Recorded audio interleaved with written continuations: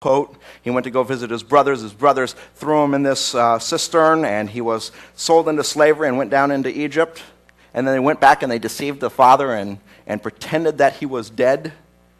And over the course of time, then that deception winds up all the Israelites being in Egypt. If you begin to study the story, you'll see the parallels here. Deception and deception. Also, very interesting, Abram, he's concerned that he will be put to death. And Sarah, she, will remain alive. And later on in the story, you'll see Pharaoh is putting to death all the baby boys, the males, and leaving alive all the baby girls.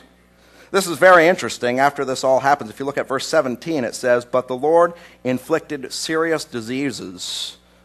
The Hebrew word for diseases could just as very well be translated plagues. In fact, it's the same Hebrew word that is used when talked about the 10 plagues in the Exodus. And finally, it's God that delivers Abraham. That's how he gets his wife back. He winds up going back up to the land of Israel with great wealth. And if you read the story of God saving the Israelites out of Egypt, he's the one who takes them out by his mighty arm, and they leave also, plundering the Egyptians with great wealth. And to answer this question, what is the story doing in the Bible, one route that you can take in answering is just to say this, that God has his hand in every detail of history. He is telling the story of his salvation and what's going to happen, and this story literally foreshadows what's going to happen in the Exodus, which is this paradigm for how God is eventually going to save through Jesus Christ.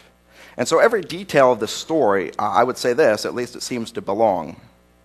Okay, that's kind of an academic answer, and I think probably most of us are a little bit more in tune with this question.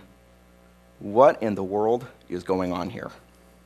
Here's a guy who pimps out his wife to Pharaoh.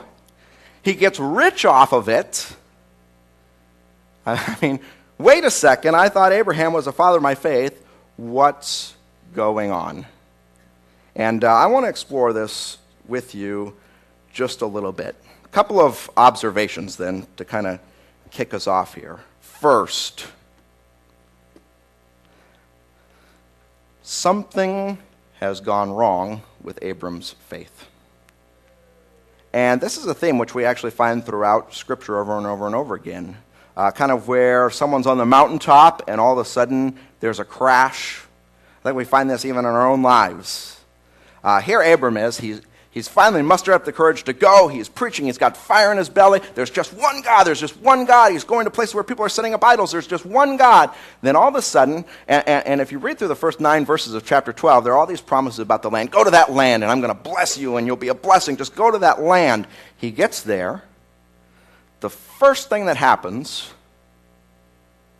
is that there's a famine in the land. I think if you're in Abraham's sandals, it's probably like there's some kind of cruel joke that's happening. And God, where are you here? You promised to be a blessing, and now look what's going on. I can't even barely make it anymore. Some of us know exactly what that feeling is like. And there's this mountaintop experience, I'll go for you, God, and then there's this huge, what feels like a letdown. And you'll notice that when Abram decides to go to Egypt, God doesn't even seem to have commanded him or even be with him. It's like he just makes that decision all on his own. It's interesting. You keep reading through, you see this theme over and over and over again. In fact, one of my favorite stories coming out of the Exodus is the crossing of the Red Sea. You remember the story? Here are the Israelites. God's brought them up out of Egypt. And then just as they're leaving, Pharaoh says, no, wait a minute, go back and get them. So he sends out his armies with their chariots, and they're fleeing, and they get to the Red Sea. The Red Sea is in front of them, and the armies are behind. Oh no, we're gone. But Moses raises up his staff. You remember the story how the waters parted, and there were walls of water on the right and left? I can't even imagine, right? Like, whew, and you just take that step down into the mud. You're looking up to your right and your left, the mud in your shoes. And as they cross, they get to the other side. The Egyptian army plunges in after them, and all of a sudden the waters crash down on them. And they're defeated, and the Israelites are free. In Exodus chapter 15, there is this story of the Israelites going, whoa, look at that. And they start to sing and worship God because they've just experienced this miraculous event. I will sing unto the Lord, for he has triumphed mightily. The horse and rider he's thrown into the sea, and people are taking up tambourines and shouting and dancing and singing, look at God, look at God. Very next story. They set out. And it says they began to grumble. Where's the water? And God miraculously provides water for them. Very next story. They begin to grumble. Oh, there's no food. They say this. If only we never left Egypt. Now we're just going to die in this desert. I think about that. Like, these were people who saw walls of water on their right and left. And then turned around and were like, I just want to go back to Egypt. How often that happens in our own faith life. Like, we see God do these tremendous things. He delivers us in these awesome ways. And we just, in an instant, can forget about it. There's another theme. Ask this question, what is this doing in the Bible, and how does this relate to our life today? You know, this isn't the only time that Abram does something like this. You're going to read about it again in chapter 20. Then his son Isaac's going to do the exact same thing in chapter 26. It's like these habits that start and keep going, and how much in our own lives we find ourselves in the same situation. And I think there is a very, and this is what I love about the Bible, a very real or honest or truthful, authentic picture of Abram.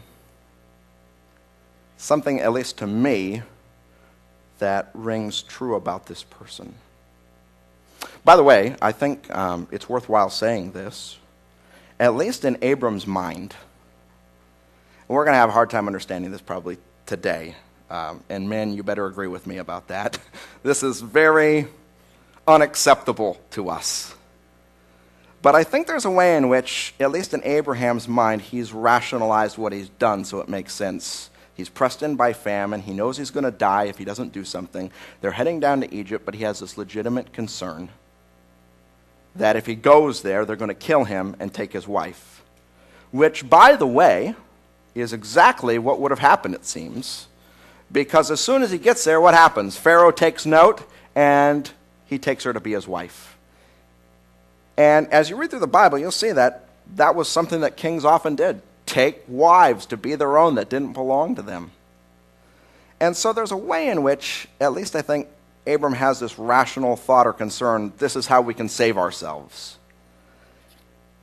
In fact, I mean, one of the interesting things about all this is as he goes about doing this, he even seems to be blessed because now all of a sudden he's acquiring wealth and cattle and herds and camels and manservants and maidservants and money. And how many of us, we start to take this kind of wrong turn and things start going well and we just say to ourselves, I know I've taken a wrong turn, but this feels so good.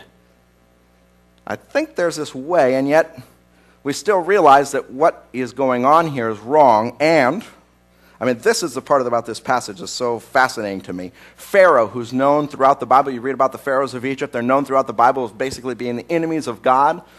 He is the one in this story, ironically, who's morally superior. In fact, if you look with me at verse 18, look with me at this passage. This is fascinating to me. Pharaoh summoned Abram, and he says this, "What have you done to me?"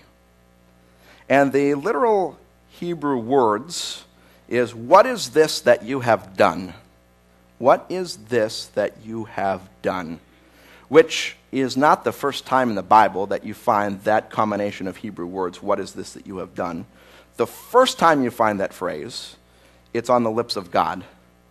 And it happens in Genesis chapter 3. Adam and Eve have just sinned against God. They've eaten of the fruit. They're hiding in the bushes, and God calls out to them, "Where are you?" And then he asks them this question, "What is this that you have